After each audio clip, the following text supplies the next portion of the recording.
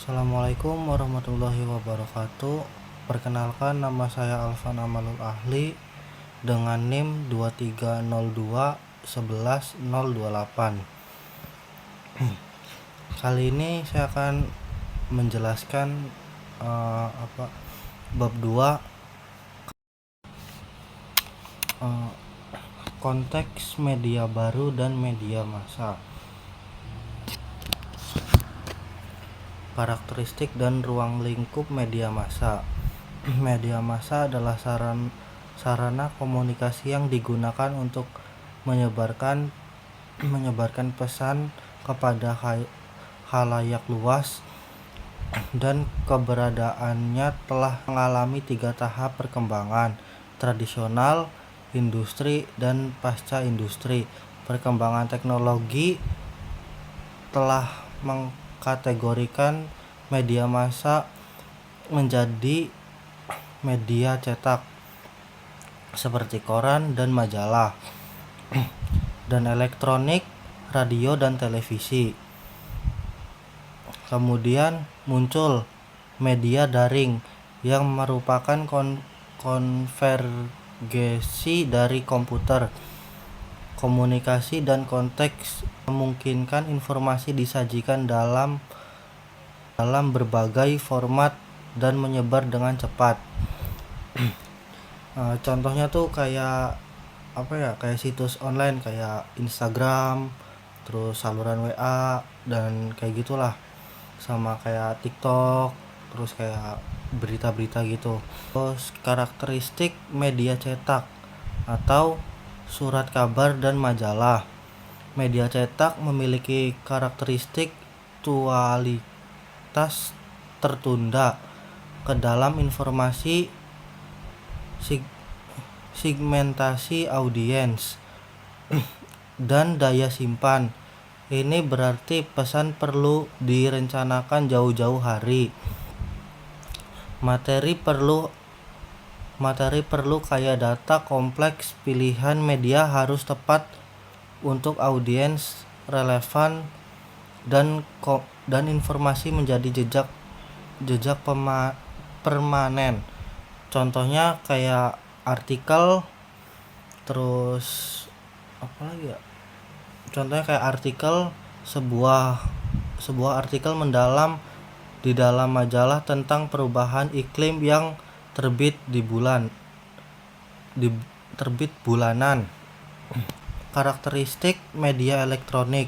Media elektronik dikenal dengan akurasi cepat, visual, dan audio, atau fokus pada audio, jangkauan luas, dan durasi terbatas. Praktis media relation harus responsif, menyiapkan materi visual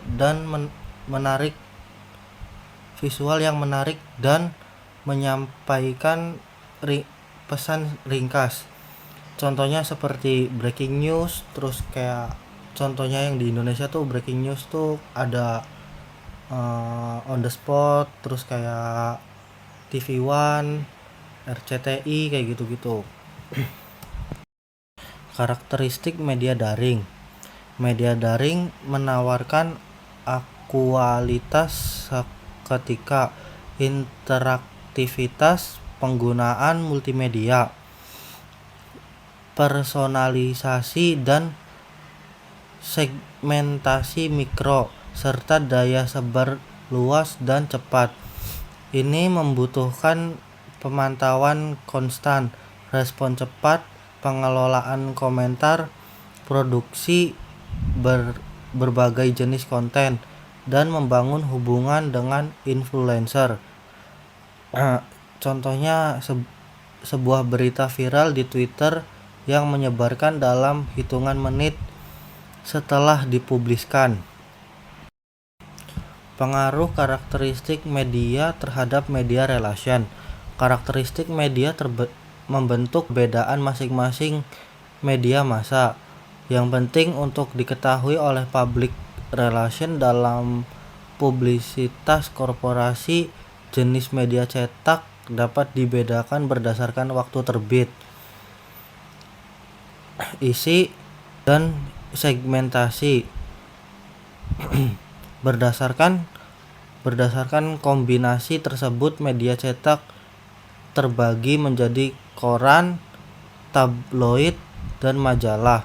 Koran umumnya terbit harian dengan isi umum dan berita fakta serta opini. Tabloid terbit mingguan dengan berita lebih mendalam dan kilas balik. Sedangkan majalah terbit bulanan atau 2 mingguan dengan ulasan isu yang lebih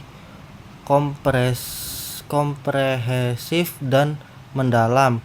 Selain itu, ada 3 jenis talk show di radio dan televisi. Contohnya koran harian seperti Kompas memberitakan fakta dan opini seputar isu aktual. Misalnya COVID-19 telah banyak korban jiwa. Pengaruh struktur redaksi terhadap media relation. Struktur redaksi media relation memengaruhi hubungan antar korporasi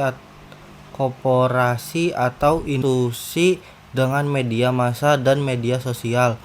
Perubahan teknologi komunikasi juga mengubah cara media berinteraksi dengan korporasi.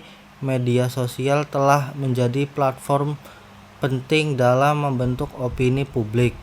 Strategi media relation yang efektif harus mempertimbangkan perubahan ini dan mendapat sifat langsung atau tidak langsung. Media intelijen dan monitoring juga krusial. Pemahaman struktur redaksi membantu membangun hubungan efektif dan meningkatkan citra. Namun ada risiko dan tantangan, terutama dalam krisis. Posisi dalam struktur redaksi meliputi owner, jurnalis. Soalnya seorang public relation mengirim siaran pers langsung ke redaktur ekonomi karena mengetahui fokus berita mereka.